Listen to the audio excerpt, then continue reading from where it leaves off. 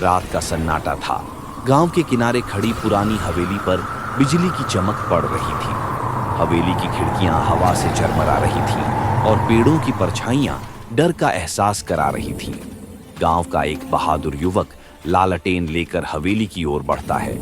हवेली के टूटे दरवाजे को धकेलते ही अंदर से धूल उड़ती है। दीवारों पर पुराने चित्र, जाले और टूटी मूर्तियां दिखाई देती हैं।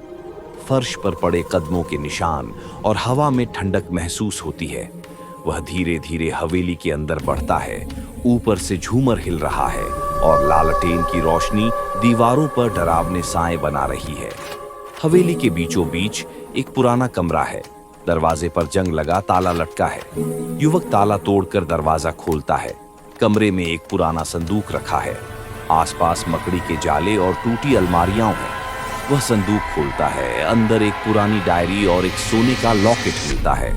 डायरी के पन्ने पुराने और पीले पड़े हैं। उनमें एक नक्शा बना है जो हवेली के पीछे वाले बाग की ओर इशारा करता है। अचानक हवा का तेज झोंका आता है। लालटेन बुझ जाती है और कमरा अंधेरे में डूब जाता है। कुछ सेकंड बाद लालटेन फिर जलती है और दीवार पर एक हल्की परछाई दिखाई देती है। युवक धीरे धीरे हवेली के पीछे वाले बाग में पहुंचता है। चांद की हल्की रोशनी मिट्टी पर पड़ रही है। वह नक्शे में दिखाए स्थान पर खुदाई शुरू करता है। मिट्टी के अंदर से एक पुराना लॉकेट निकलता है जिस पर धूल जमी हुई है। वह उसे साफ करता है। उसमें एक छोटी लड़की की तस्वीर है। अचानक उसके पीछे एक सफेद कपड़ों में लड़की की परछाई उभरती है। उसका चेहरा शांत है और आंखों में कृतज्ञता झलक रही है। लड़की की परछाई धीरे धीरे रोशनी में बदल जाती है और हवा में विलीन हो जाती है। हवेली के चारों ओर सन्नाटा छा जाता है। अब न कोई आवाज, न कोई डर।